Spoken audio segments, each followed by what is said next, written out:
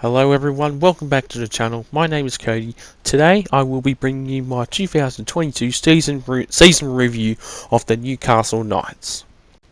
Now before we get into the video, I will be doing a season review on all of the teams for the 2022 season, and it will be random. I will not go 1, 2, 3, 16 or 16 through to 1. It will be random, but I will select for each one, I will select a bottom 8 team who finish outside the top 8, and then the next one will be the top 8, repeat, etc. Anyway, let's get into today's video. The Newcastle Knights finished in 14th place this year, scoring 14 points with 6 wins and 18 losses, scoring 372 points while conceding 662 points, with a points differential of negative 290. Their home record was 2 wins and 10 losses, while their away record was better with 4 wins and 8 losses, and during their run home in their last 5 games, they only managed to win 1 game out of 5.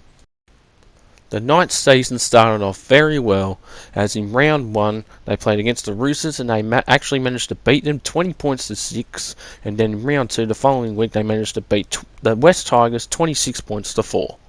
The Knights season started to go downhill from round 3 as they lost against the Panthers 38 points to 20, and then after that they would have a 7-game losing streak between rounds 3 and 9, with a round 4 loss to the Sharks 18-0, a loss to Manly 30 points to 6 at home, lost to the Dragons in round 6 21-16, then a home loss again against the Parramatta Eels, 39 points to 2 in round 7.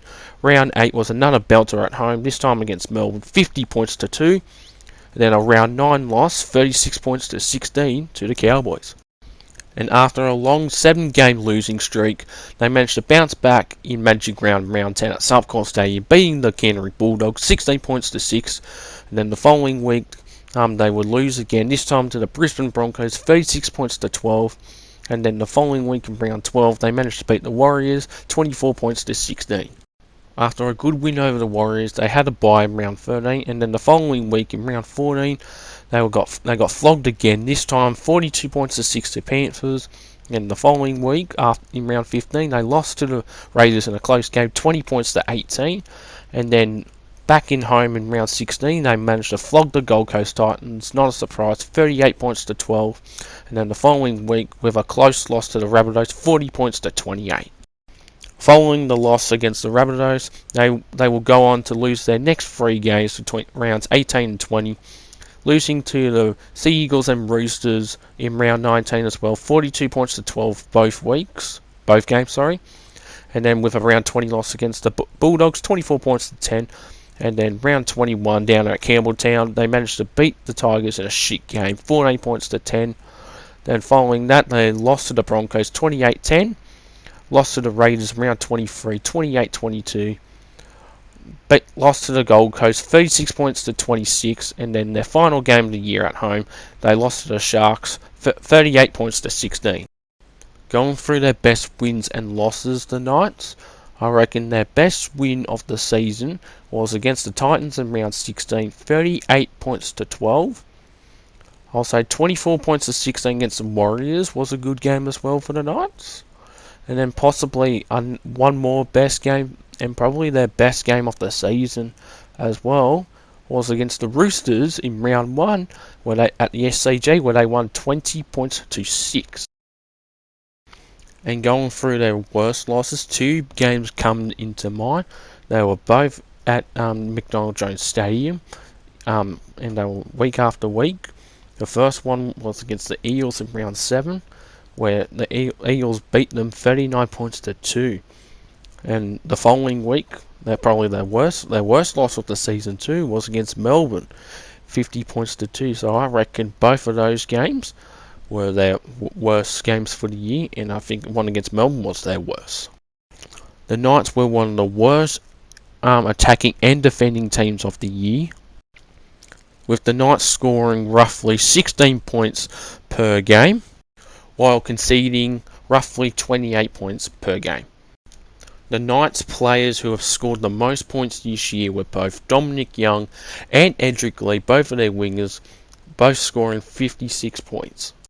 And also with both Dominic Young and Edric Lee scoring 14 tries, as well, as they were both the top try scorers for the Newcastle Knights for this year. Now we're going to go through the Newcastle signings and the players who've been let go to who have signed with other clubs. My apologies.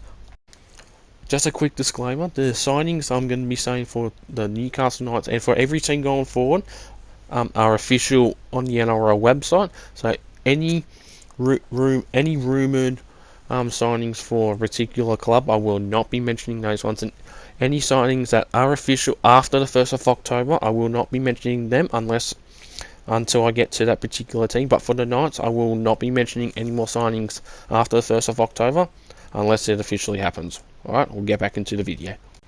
Talking about the players the Knights have signed, so they have signed Adam Elliott from the Raiders, Jack Hetherington from the Bulldogs, and Tyson Gamble from the Broncos.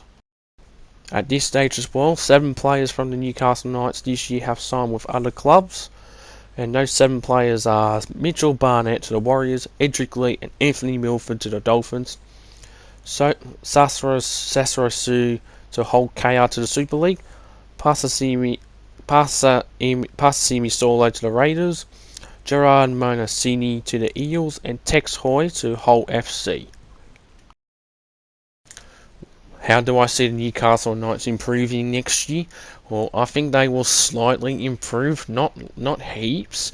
I think they will still be like a bottom 4 team at this stage until I put a ladder prediction in for next year's season. But I'll probably see them finishing in the top. I'll see them finishing in the bottom 4. I don't see them finishing in the top 8. Ponga especially has to be healthy. Can't be injured at all during the season, otherwise the Knights will flop like they did this year. The Knights half combinations have to step up their game as well. Adam Kling was alright this year. I do see him improving, and with the addition of Tyson Gamble coming into the squad, it will be interesting if they'll put him in the starting side or not. He plays alright, but he doesn't play good. The Knights have already got their forward packs ready, so their front rowers and their back rowers all good. The Knights have a great forward pack. It's just their back line and their halves is what's putting them off. But I do see Knights improving a bit next year, but a bottom 4. Overall, the Newcastle Knights 2022 season was horrific. Not just for the players, but the club itself. The Knights they conceded 20 points or more in most of their losses, which that includes 2 30-point defeats, a 37-point loss, and a 48-point loss. Overall, I grade the Knights season for this year a 1.8 out of 10. Their season was shit. This is one of the worst seasons I've seen the Knights in since they claimed their wooden spoon back in 2015 to 2017. And if it keeps on going like that, they will probably more than likely get the spoon next year, which I'm thinking that's what I'm going to put them as. But at this stage and time, I reckon the Knights will slightly improve, not much, finish in the bottom 4. Wooden spooners don't know, but definitely not a top 8 side for next year. But we'll just have to wait and see. And that, everyone, will conclude my 2022 season review of the Newcastle Knights. In the next video, I will be doing a top 8 side, and that will be the Cronulla Sutherland Sharks. That video will probably come out sometime next week. I have no idea. But anyways, I will see you in the next video. Take care.